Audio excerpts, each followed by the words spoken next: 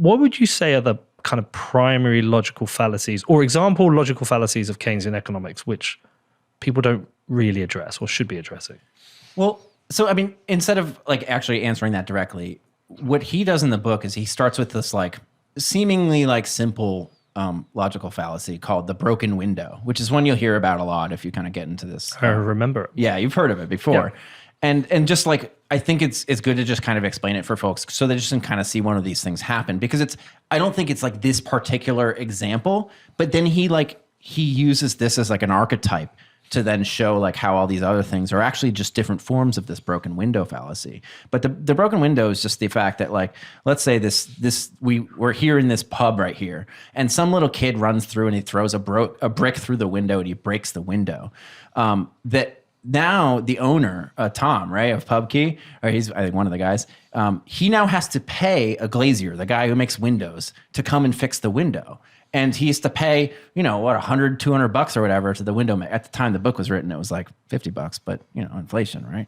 But regardless, so that $200 now goes into the pocket of the window guy. And the window guy, some of that's going to be his costs of materials and his labor, but then he's going to take some of that as profit and he's going to go spend that at the baker, and then blah, blah, blah, on and on. That money goes through the economy. So this brick going through this window has stimulated the economy.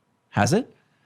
Well, what we forgot to consider, here's the logical fallacy, is we forgot to consider, but Tom now has $200 less that he cannot invest in a new higher end liquor or bring in a new musical act to bring more business in. And then when he can't spend that money on the new musical act, well, that musician who doesn't have that same money in his pocket and he can't now buy a new guitar, and that goes on and on and on the other direction. So like, that's the logical fallacy, is that because we were focused on and this is also kind of shows you this like zero-summiness of the economy, that wherever a dollar is taken and given, it's this give and take that you can't really avoid. Right. So the logical fallacy is what you're talking about here is government stimulating the economy by taking money through taxation and using that to create public jobs. Yes. And like one of the examples, I'll try to challenge myself because I think it's a harder one. I think it's one that you'd probably push back on, Peter, is like public housing, for example. So this is a tough one because it's like, well, homeless folks or like really low income folks, we want them to have a place to live, right? Like I'm an empathetic person. I might be an anarcho-capitalist in most respects, but like I'd still want people to have a place to live. So let's divert some capital somehow, right? Because that's like any form of government policy that's like making a public housing exist is diverting capital from somewhere else to make into this public housing. And like he lays out some arguments, but the thing that stuck with me that he said about this particular topic, he said it deprives capital of the liberty of choice. So let's say these poor folks that like, they're very poor and they need a place to live.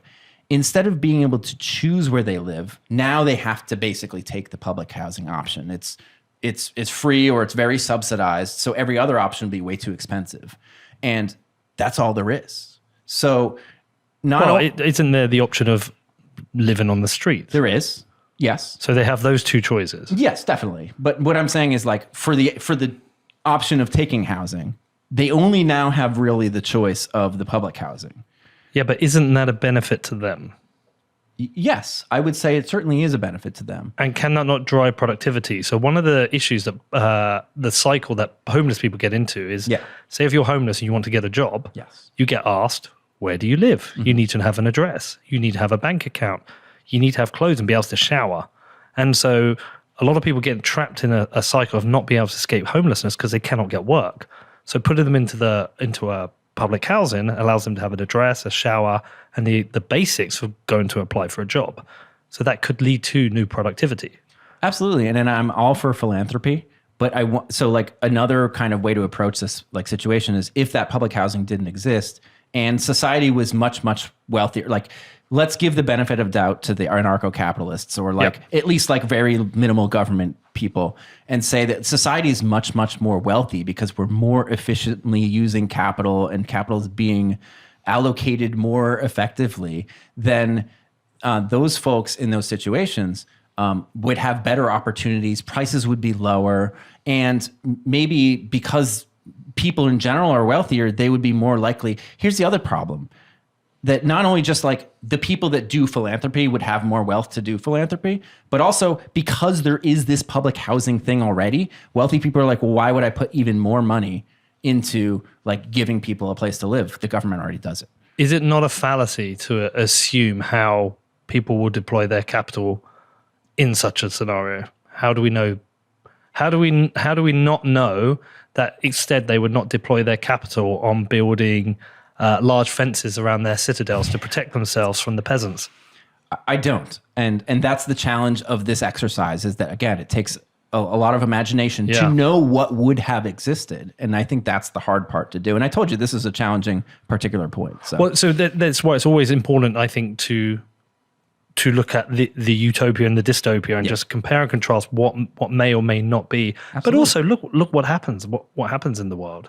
The most developed Western liberal democracies tend to have good public services to help the poorest and most unfortunate. And when you go to the countries that don't tend to have them, what do they have instead of public services? They're favelas and slums, where there's less regulation on people building shacks for themselves to live in. I've seen it in India and Venezuela, all through South America.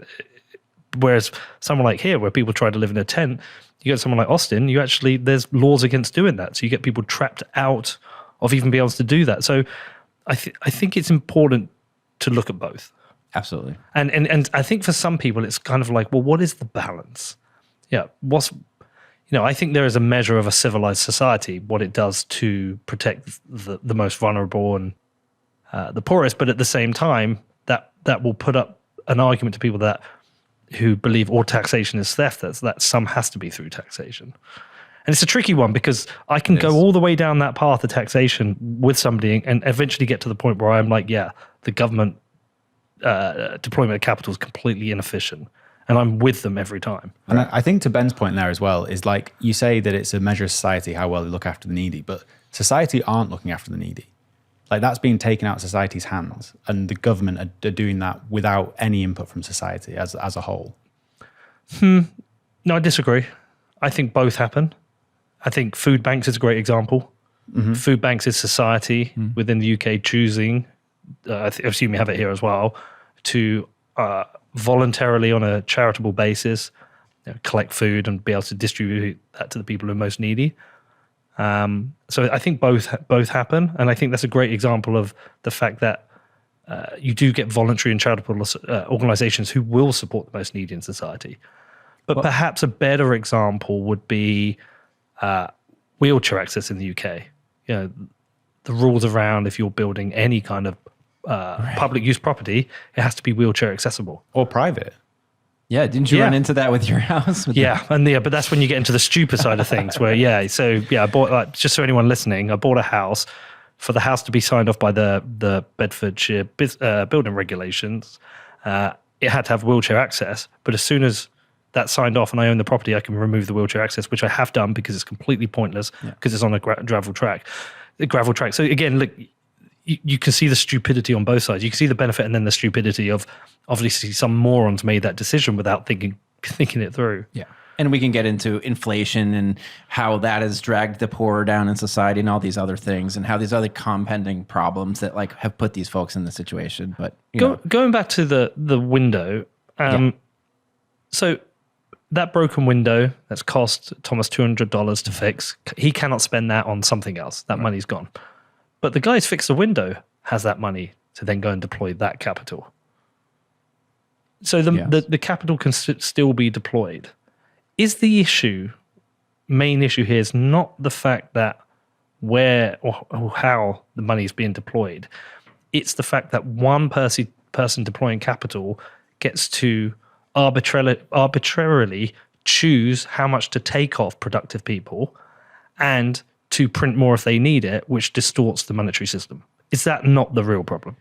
No, I think what he's trying to point out is the idea that when we look at the situation of the brick getting thrown through the window, and we say, look, it has stimulated the economy by saying now that money went there and there and there to the glass maker and then whoever he spends the money on, to forget that it has taken money out of Tom's pocket. That's the fallacy, is that we've kind of forgot that thread of the thing by saying it stimulated the economy. So when you extrapolate that to ideas of government stimulating the economy, how does the government really stimulate the economy? Well, what they do is there's two things they could do.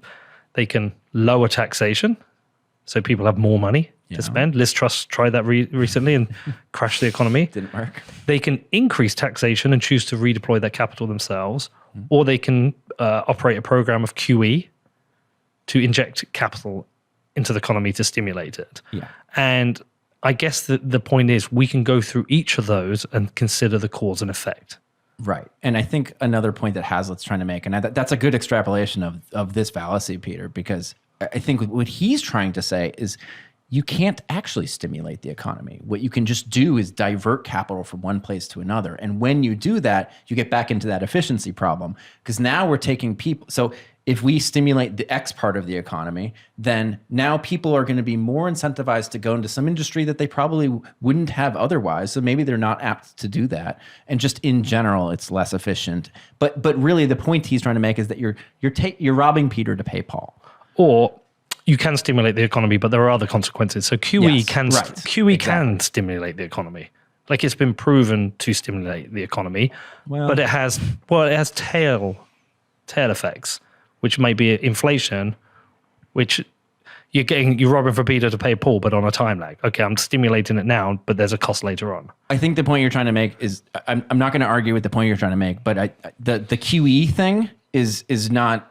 That's Jeff Snyder would disagree with you on the QE part of it. That QE is just some asset swap, and it's more of a psychological trick to try to keep banks lending. But the point you're trying to make is still valid. You're saying is deficit spending, essentially. Yes, deficit spending. Yeah, and I think that's a better way to try to make the point. And yes, absolutely, it can heat up some industries, right? Like, where are you going to spend that money, though? That's my point, right?